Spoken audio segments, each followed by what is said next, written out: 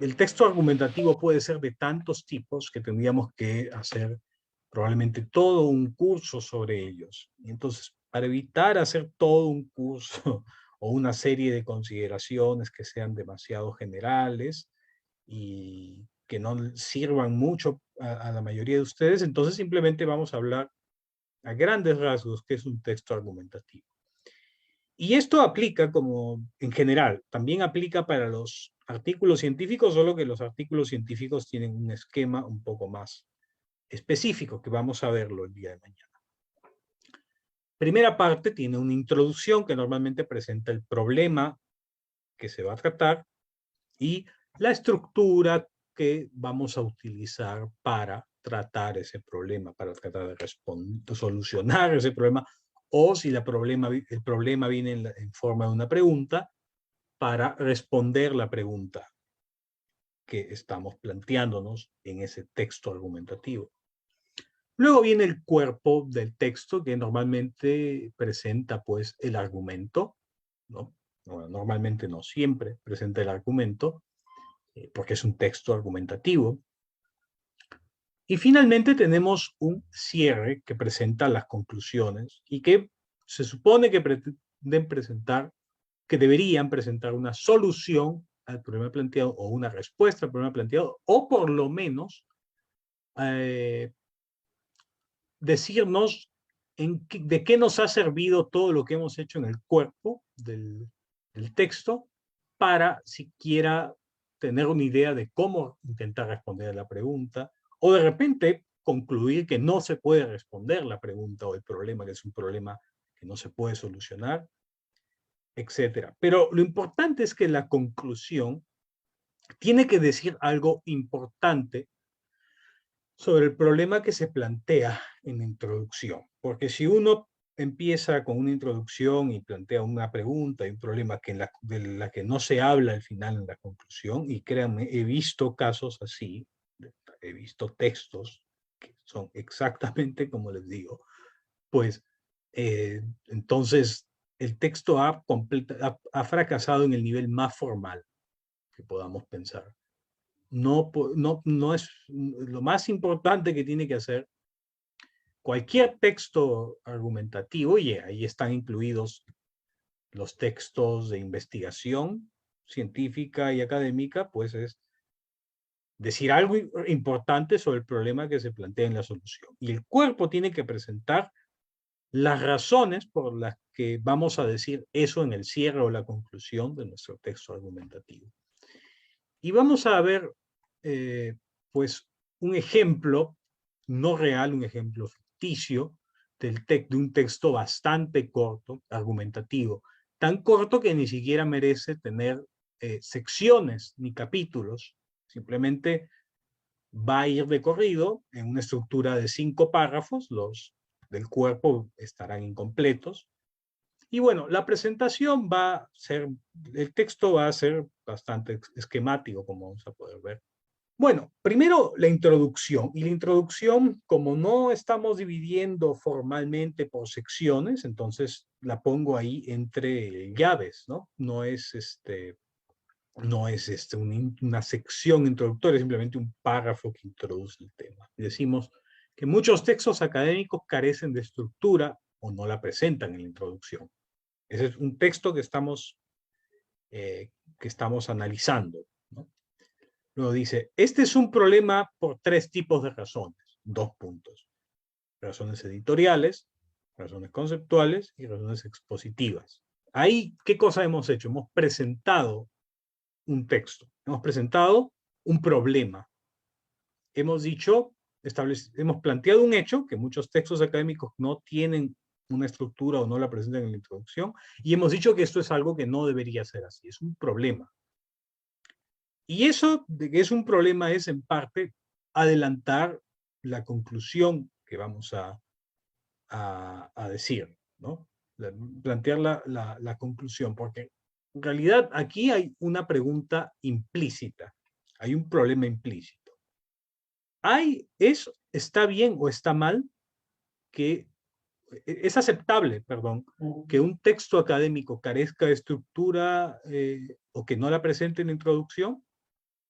¿Es esto un problema o no deberíamos hacernos problemas con esto? Pues implícitamente acá el autor de este texto ficticio está diciendo que está preguntándose esto, aunque lo que está haciendo es afirmarlo directamente, que no debería ser así.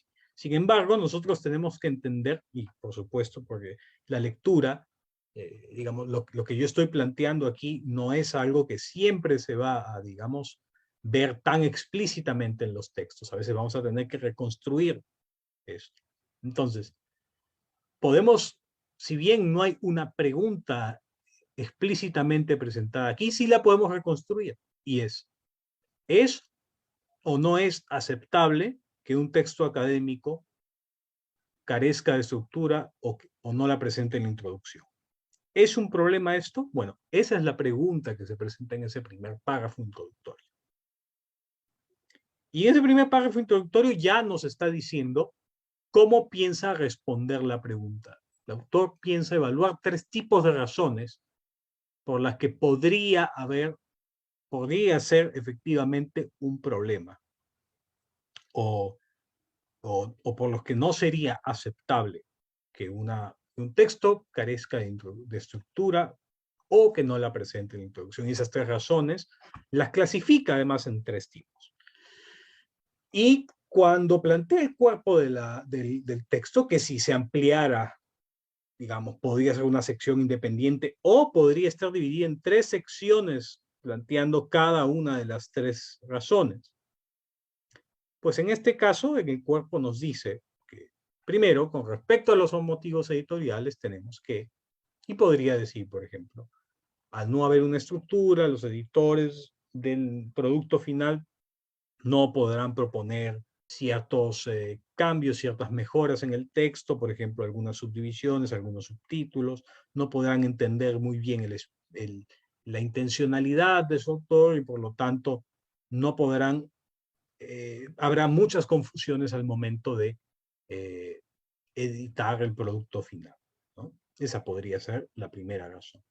Luego presenta las razones conceptuales, se relacionan con, y bueno, obviamente ahí podría decir otras ideas, ¿no? Como por ejemplo, cuando un texto carece de estructura, pues no está claro qué cosa es lo que pretende hacer el autor, los lectores están confundidos con respecto a cuál es la intencionalidad, qué cosas son, cuáles son las ideas que se van a defender, qué conceptos se presuponen, etcétera.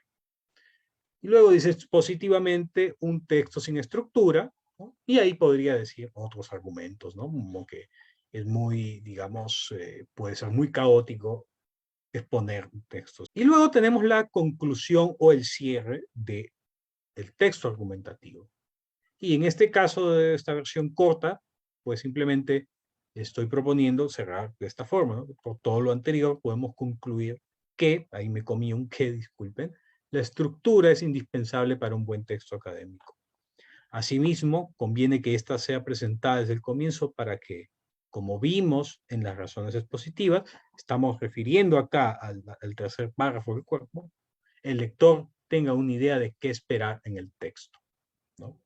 Esta última oración, un poco larga en la conclusión, pues supongo que estará justificada con comparación con otras oraciones cortas que hemos podido hacer en el cuerpo, seguramente. Pero lo importante es entender cómo se estructura en general un texto argumentativo. Normalmente tiene que ser así. Puede haber casos en que se estructura de una manera distinta, pero si es que estamos recién empezando, y supongo que la mayoría de los que están en este curso es porque están empezando o por lo menos no consideran que dominan el arte de escribir un texto argumentativo, un texto expositivo o un texto académico, pues deberían preferir optar por este tipo de estructura, al menos al comienzo. Y ciertamente, por más expertos que puedan volverse en la escritura en algún momento, esta estructura, aunque con algunos agregados, es indispensable de cualquier texto académico de investigación o textos científicos más aún, ¿no? Solo que en los textos científicos el cuerpo está mejor definido porque presentamos una metodología y unos resultados y una discusión antes de la conclusión. A veces no hay conclusión porque la conclusión se junta con la discusión, ¿no? Y a veces también tenemos el marco teórico y los antecedentes de la investigación, que también serían parte del cuerpo, aunque también podrían ser parte de la introducción, sobre todo los antecedentes. Entonces, decíamos que un texto expositivo se compone de una introducción que presenta un problema, el problema y la estructura del texto, luego el cuerpo, que presenta el argumento, y luego el cierre o conclusión, que presenta la solución o la respuesta a la pregunta que se ha planteado. El texto descriptivo es solo un poco distinto. Primero, la introducción, que presenta también el tema y la estructura. Luego el cuerpo, que en lugar del argumento lo que presenta es los datos del texto. Y luego tenemos el cierre, y a veces no hay un cierre en un texto descriptivo, porque se considera que una vez presentados los datos, si es que no estamos haciendo un intento de argumentar algo, entonces no hay necesidad de hacer un cierre. Pero muchos autores, y yo recomiendo que esto sea así siempre que sea posible, presentan un cierre. Y ese cierre puede contener una síntesis de todo lo dicho en una especie de resumen de todo lo que se ha visto. Quizá volver a repetir el resumen que se hizo en la introducción con otras palabras, eso puede estar bien, porque la repetición, si es que se hace con buen estilo, si es que se hace de otras formas, si es que se trata de ver las cosas, digamos, si es que se hace además a la luz de lo que se ha visto en la parte principal del texto, sirve para consolidar las ideas que se han ido aprendiendo.